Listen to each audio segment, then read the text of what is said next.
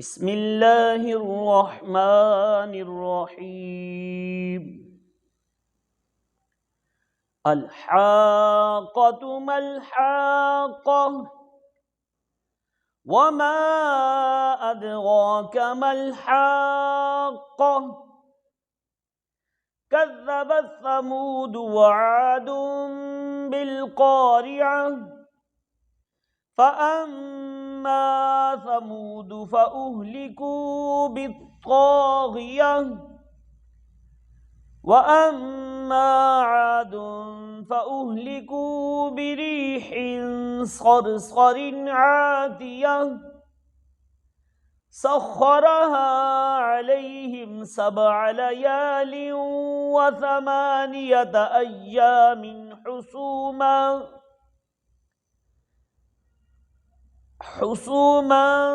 فترى القوم فيها صرعى كأنهم أعجاز نخل خاوية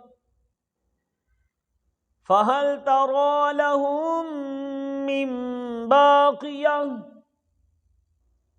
وجاء فرعون ومن قبله والمؤتفكات بالخاطئة فعصوا رسول ربهم فأخذهم أخذة رابية. إنا لما طغى الماء حملناكم في الجارية لنجعلها لكم تذكرة وتعيها أذن واعية.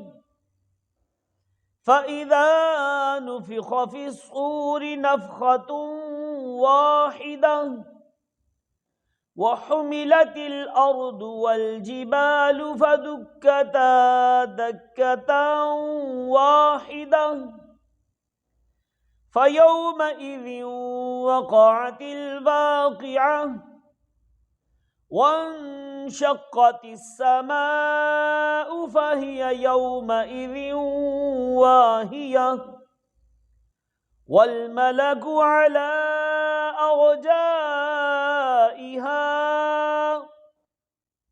ويحمل عرش ربك فوقهم يومئذ 8 يومئذ تعرضون لا تخفى منكم خافية. فأما من أوتي كتابه بيمينه فيقول هاؤم اقرءوا كتابيه إني ظننت أني ملاق حسابيه فهو في عيشة راضية في جنة عالية قطوفها دانية كلوا واشربوا هنيئا بما أسلفتم في الأيام الخالية. وأما من أوتي كتابه بشماله فيقول يا ليتني لم أوت كتابيه ولم أدر ما حسابيه يا ليتها كانت القاضية ما أغنى عني ماليه هلك عني سلطانيه خذوه فغلوه ثم الجحيم صلوه ثم في سلسلة ذرعها 70 ذراعا فاسلكوه إنه كان لا يؤمن بالله العظيم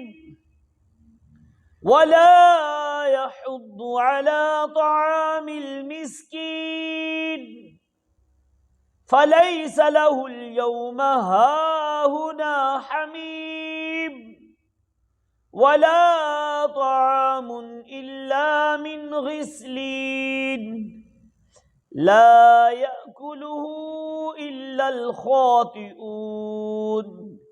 فلا أقسم بما تبصرون وما لا تبصرون إنه لقول رسول كريم وما هو بقول شاعر قليلا ما تؤمنون ولا بقول كاهن قليلا ما تذكرون تنزيل من رب العالمين ولو تقول علينا بعض الأقاويل لأخذنا منه باليمين ثم لقطعنا منه الوتين فما منكم من أحد عنه حاجزين وإنه لتذكرة للمتقين وإنا لنعلم أن منكم مكذبين وإنه لحسرة على الكافرين